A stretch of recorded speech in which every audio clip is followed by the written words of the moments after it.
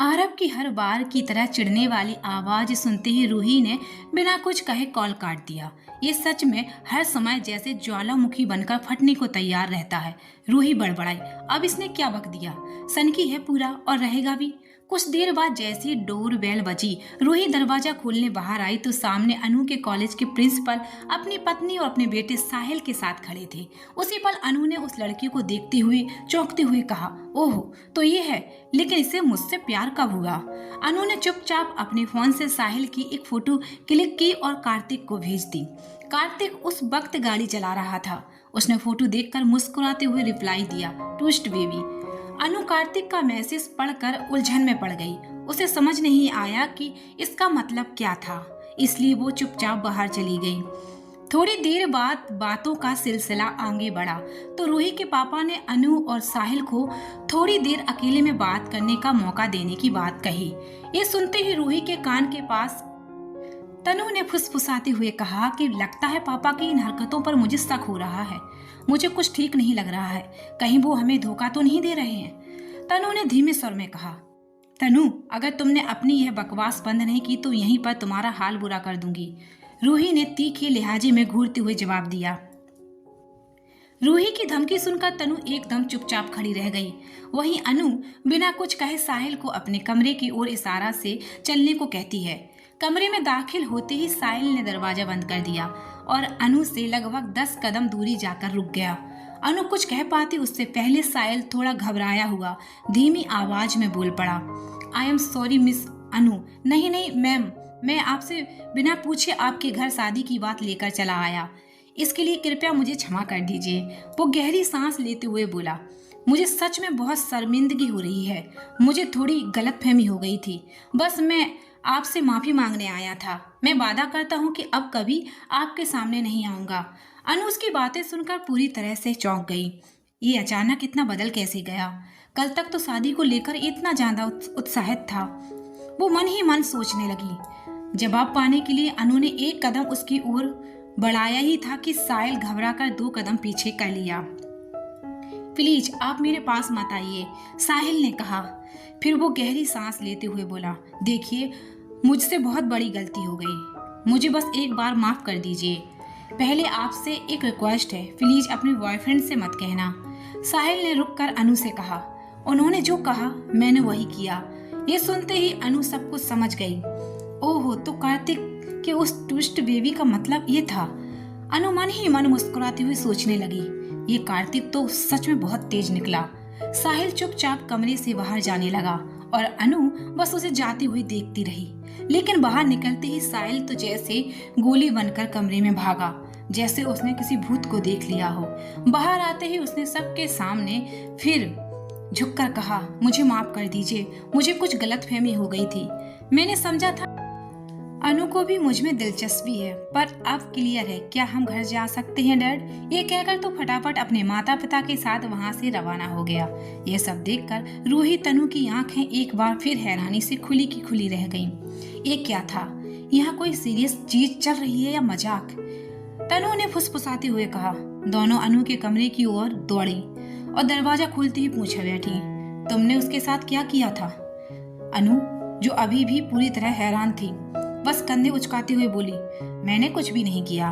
वो तो पूरा का पूरा कंफ्यूज का बादशाह निकला। उसी वक्त कार्तिक आज ऑफिस में थोड़ा लेट पहुंचा। सुबह उसने आरव को पहले ही मैसेज कर दिया था कि वो देर से आएगा। आरव को लगा शायद कार्तिक किसी बात से नाराज है, इसलिए उसने उसे बिल्कुल डिस्टर्ब नहीं किया। लेकिन इस वक्त कार्तिक को ऑफिस का माहौल आज कुछ अलग ही था। कार्तिक पूरे जोश में था, गुनगुनाते हुए, चहल पहल करते, अपनी मस्ती में खोया।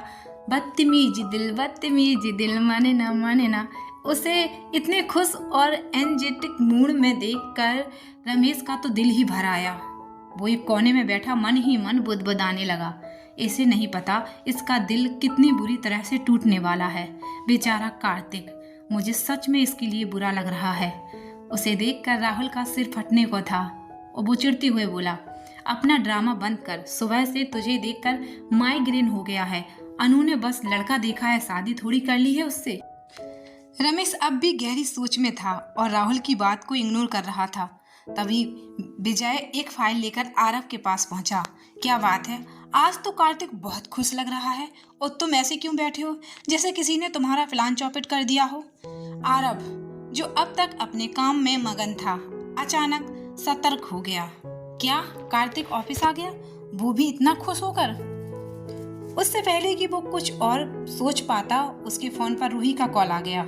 जैसे ही कॉल रिसीव हुआ, रूही ने बिना किसी भूमिका के एक सांस में घर पर हुई सारी कहानी सुना दी। कैसे अनु और साहिल की मुलाकात हुई, कैसे साहिल भागा भागा वहां से निकला और कार्तिक के ट्विस्ट का क्या मतलब निकला। क्योंकि रूही जानती थी ये सब सुनकर आरव का रिएक्शन देखना जरूरी है। रूही की बात पूरी होते ही आरव ने बिना कोई जवाब दिए फोन काट दिया। फोन काटते ही रूही चौंकी, फिर गुस्से से बड़बड़ाने लगी, ये आदमी ना पूरा पागल हो गया है। दूसरी तरफ आरव बिना एक पल गवाए ऑफिस के इंटरकॉम से बोला, कॉल मी कार्तिक राइट नाउ। कार्तिक जैसे ही कैबिन में पहुंचा, उसके पीछे पीछे रमेश और राहुल भी ऐसे आ पहुंचे जैसे किसी लाइव ड्रामा का टिकट मिल रहा हो। क्या बात है सर, आप इतने सीरियस क्यों लग रहे हैं? कार्तिक मुस्कुरा कर बोला। लेकिन आरव तो रुकने वाला नहीं था। उसने डेस्क से उठकर सीधा कार्तिक के सामने खड़ा हो गया। गंभीर टोन में बोला, तुम काफी स्मार्ट हो कार्तिक, इसलिए घुमा फिरा कर बात मत करना। मुझे सिर्फ ये बताओ, उस लड़की के साथ तुमने किया है? ये सुनकर पीछे खड़े विजय, रमेश और राहुल का मुंह खुला का खुला रह गया। कार्तिक चेहरे की मुस्कान गायब हो गई। एक पल के लिए तो उसकी बोलती ही बंद हो गई।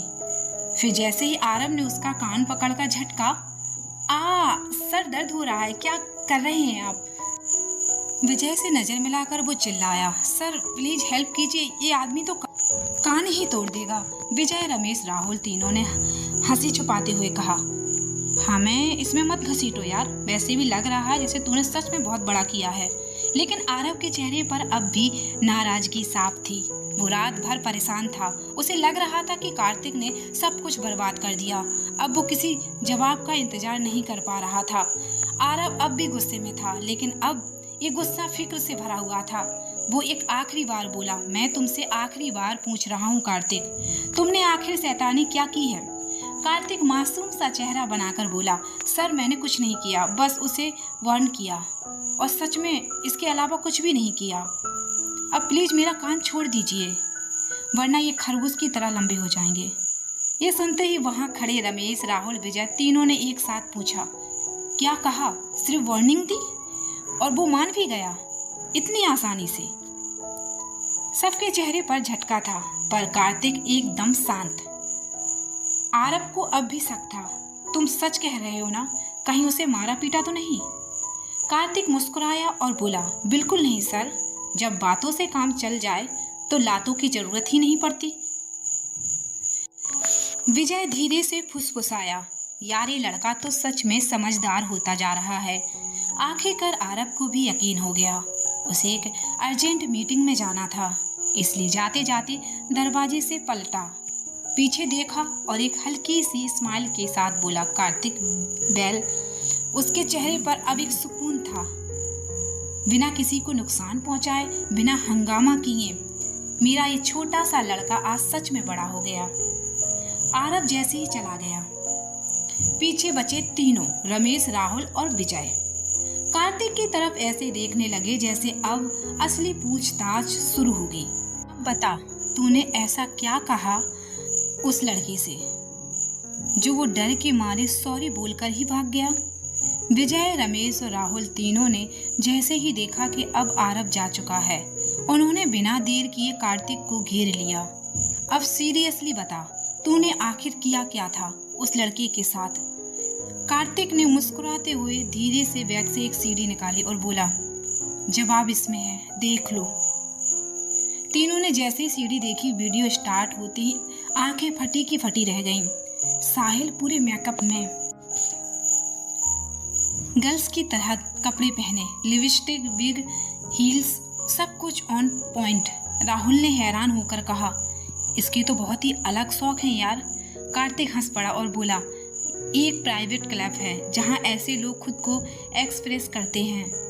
और सबसे मजेदार बात, इसके डैड को इसके इन शौकों के बारे में कुछ भी पता नहीं है, इसलिए जब मैंने बस हल्की सी धमकी दी कि सीडी लीक हो जाएगी तो भाई साहब सीधा मेरे पैरों पर आ गए।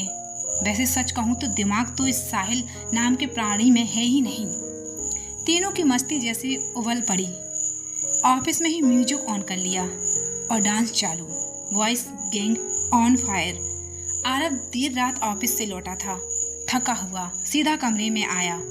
आंखें बंद की थी कि तभी निया आ धमकी, प्यारी सी मुस्कान के साथ, डैड भूख नहीं लगी क्या? आज मेरी बेस्ट फ्रेंड ने खुद नूडल बनाए हैं। आरव जो अभी पल भर पहले नींद में जाने वाला था, अब निया की मासूमियत देख पूरी तरह जाग चुका था। अरे वाह, नूडल तो जरूर खाऊंगा, लेकिन ये बताओ ये बेस्ट फ्रेंड कौन है और हाँ कब बना? निया शर्मा गई। आप बस खा के बताना और कुछ नहीं पूछना।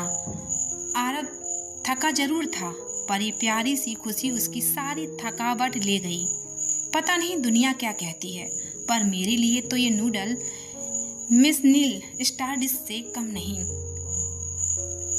सुबह की बात याद करके निया बार बार कह रही थी, डैड वो अंकल बहुत अच्छे हैं और इतना टेस्टी खाना बनाते हैं। थोड़ी ही देर में निया गहरी नींद में चली गई। आरव मुस्कुराते हुए उसे गोद में उठाकर उसके कमरे तक छोड़ने आया। जैसे ही कमरे में आया देखा रूही बेड पर बैठी थी, हाथ में बुक थी, लेकिन चेहरा बिल्कुल शांत और साइलेंट। आरव मुस्कुराया और बोला, ओहो तो मेरी स्वीटहार्ट यहाँ है, और मैं सोच रहा था कि इतनी देर से रूम में किसका इंतजार कर रहा हूँ। रूही ने कोई जवाब नहीं दिया। वो अब भी आरव से नाराज थी, लेकिन आरव तो जिद्दी बच्चा है, चुप रहना उसकी लव लैंग्वेज को नहीं रोक सकता। वो धीरे से उसके पास बैठ गया और बिना कुछ बोले बुक उठाकर उसके साथ पढ़ने लगा। रूही चौंकी और उठकर वहां से चली गई। इसे मनाना हर बार मिशन इम्पॉसिबल क्यों लगता है?